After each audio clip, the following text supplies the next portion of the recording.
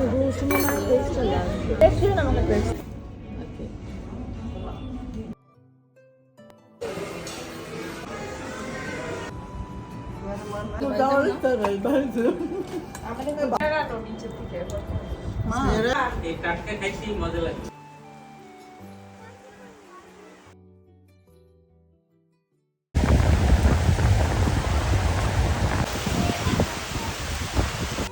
আসসালামু আলাইকুম সবাইকে। আশা করছি সবাই অনেক বেশি ভালো আছেন। আলহামদুলিল্লাহ আমিও ভালো আছি।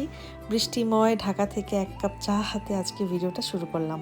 ঢাকায় যে পরিমাণ গরম পড়ে তাতে বৃষ্টি না হলে কিন্তু জীবন নাজেহাল অবস্থা। আর আমার এইবারের গরমটা বেশি তীব্র মনে হচ্ছে। তো বৃষ্টি হওয়ার কারণে শান্তি লাগছিল, আর এর মধ্যে আমাদের কাচ্চি খাওয়ার ক্রেভিংস ওঠে। আর কাচ্চি খাওয়ার ক্রেভিংস উঠলে ঘরে কি আর বসে থাকা যাবে? কোনোভাবেই না। তো এই বৃষ্টির মধ্যে আমরা সব দলবল নিয়ে বের হয়ে গেলাম কাচ্চি খাওয়ার জন্য। বৃষ্টি হোক বা রাস্তায় পানি উঠুক, আজকে আমাদের কাচ্চি খাওয়ার মিশন কোনোভাবেই ফেল হবে না। আজকে আমরা যেহেতু অনেক দলবল নিয়ে বের হয়েছি, তো একটা প্রপার লোকেশনে যাচ্ছি যাতে সুন্দর করে বাচ্চা কাচ্চা নিয়ে বসে কাচ্চি খাওয়া যায়। তো ধানমন্ডিতে চলে আসছি। আমরা আজকে যাচ্ছি হচ্ছে সালামস কিচেনে। ওদের কাচ্চি কারা খেয়েছেন কমেন্ট করে জানাবেন। সচরাচর কাচ্চি খেতে গেলে আমাদের ফার্স্ট ফেভারিট স্পট হচ্ছে পুরান ঢাকা, কারণ ওইখানে একদম বিয়ে বাড়ির মতো অথেন্টিকভাবে কাচ্চিটা পাওয়া যায়। এছাড়া অনেকে কাচ্চি ভাই বা কাচ্চি ডাইনেও কাচ্চি খেয়ে থাকে, যদিও আমাদের পার্সোনালি ওইটার এক্সপিরিয়েন্স কখনোই ভালো হয় না। তো সেই কারণে আমরা ওইটা অ্যাভয়েডই করি।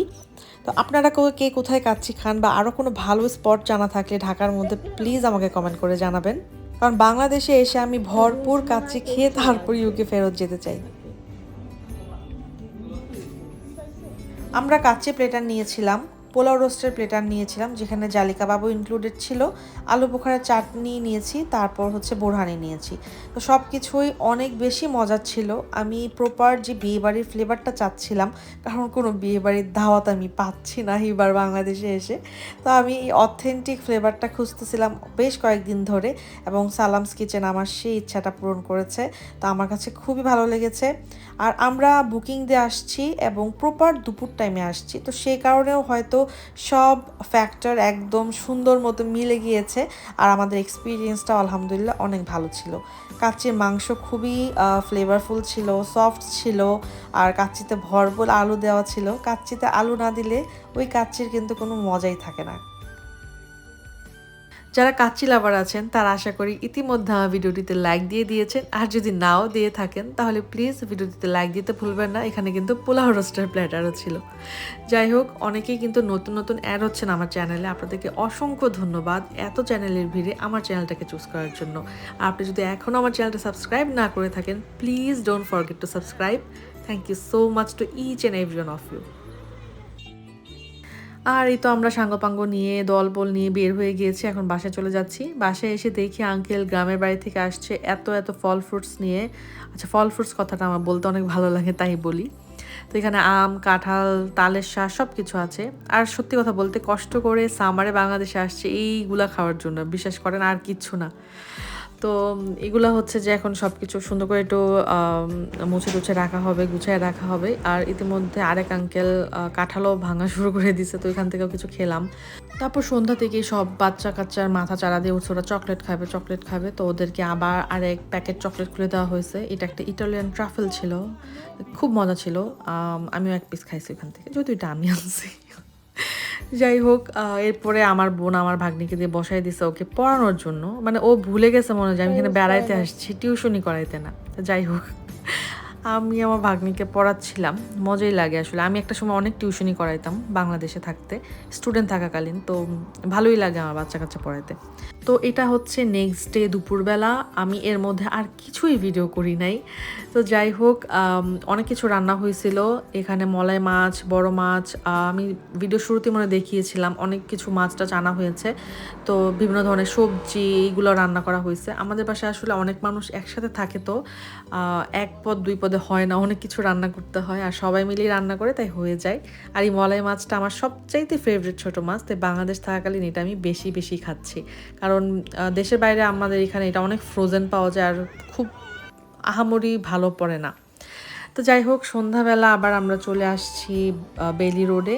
বেলে রোডে ঘোরাঘুরি করার পর আমরা চলে আসলাম বুমার্স ক্যাফেতে। আর আশা করি ঢাকায় যারা আছে বুমার্স ক্যাফেতে খায় না এরকম খুব কম মানুষ আছে। আমাদের পার্সোনালি বুমার্স ক্যাফে অনেক পছন্দের, স্পেশালি স্টুডেন্ট থাকাকালীন বুমার্স ক্যাফে আমাদের জন্য সবচেয়ে বেশি অ্যাফোর্ডেবল ছিল। বার্থডে ট্রিট বলেন বা এমনিতে ফ্রেন্ডরা মিলে খাওয়া দাওয়া বলেন, অনেক পছন্দ ছিল। তো আমরা এখানে নিয়েছিলাম ফার্স্টে ব্রোস্ট, যে চিকেনটা থাকে, আর ওদের এই কলস্লোটা এত মজা হয়, আমি অন্য কোনো জায়গায় এরকম পাই না। তারপরে থাই স্যুপ নিয়ে নেওয়া হয়েছিল, কর্ন স্যুপ নেওয়া হয়েছিল, যদি ওদের স্যুপের কোয়ালিটি বেশি একটা ভালো না, আমার কাছে ভালো লাগে না, তো বাট সবাই নিয়েছিল। তো এগুলো খাওয়া দাওয়া করতে করতে আমরা ওয়েট করছি আমাদের যে 2 বা 3 আইটেমস যে মিলটা থাকে, মেন যে বুমার্স ক্যাফের মিল, ওইটার জন্য আমাদের এখনও মানে কল করে নাই আর কি, আমরা অর্ডার দিয়ে আসছি। তো আমাদের ওইটা খাওয়া দাওয়া শেষ করতে করতে আমাদের এই মিলগুলো নেওয়ার জন্য কল করলো। দেন এই তো আমি 3 আইটেমস মিল নিয়েছিলাম, বিফ চিলি, তারপর prawn, sweet and sour prawn ছিল মনে হয়, আর একটা চিকেনের কোনো একটা গ্রেভি ছিল। বাট বুমার্স ক্যাফের এই যে ফ্রাইড রাইসটা, এটা আমার এত পছন্দ। আপনি যে কোনো জায়গায় চাইনিজ খেতে যান, বুমার্স ক্যাফের ফ্রাইড রাইসের মতো কিন্তু হয় না, এটা আসলে অনেক ডিফারেন্ট আর খুবই মজা লাগে। তো যাই হোক, খাওয়া দাওয়া শেষ করে আমরা বেলি রোডের নিচে নেমে দেখি যে অনেক বেশি বেলি ফুল ছিল। তো আমরা বেলি ফুলের মালা নিলাম, নিজেরাও পরলাম, ফটোশ্যুট করলাম বাচ্চাদেরকে দিয়ে। দেন এই যে খাবারের ক্লিপ দেখছেন, এটা হচ্ছে নেক্সট ডে দুপুরবেলা। এরপর আমি আর কিছুই ভিডিও করিনি, কারণ আমি ঘুমাইতে আমার অনেক দেরি হয়ে যায়, কারণ আমার এখনও ইউকে টাইমে ঘুম আসতেছে। আমি অনেক চেষ্টা করতেছি, বাট আমার কোনোভাবে ঘুমের সাইকেল ঠিক হচ্ছে না। ভোর রাত যখন বাংলাদেশে, তখন ইউকে টাইম 10টা-11টা বাজে, তো ওই সময় আমার ঘুমটা আসে।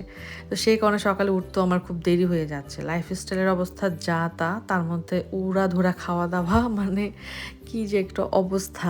যাক আলহামদুলিল্লাহ, এটার জন্যই তো আসছি। ঘুমটা একটু ঠিক হলে হয়তো আমার আর একটু ভালো লাগতো।